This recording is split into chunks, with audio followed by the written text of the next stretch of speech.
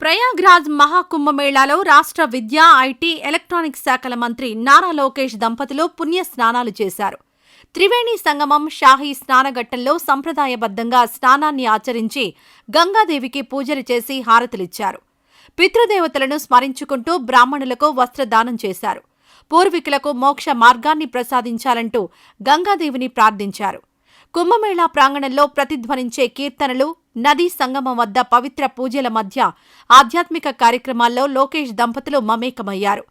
మహాకుంభమేళా ఆధ్యాత్మిక కార్యక్రమం మాత్రమే కాదు, ఇది భారతదేశ సాంస్కృతిక, ఆధ్యాత్మిక వారసత్వం, నమ్మకం, ఆచారాలు, ఆధ్యాత్మిక జ్ఞానంతో ముడిపడి ఉన్న శక్తివంతమైన వేడుక.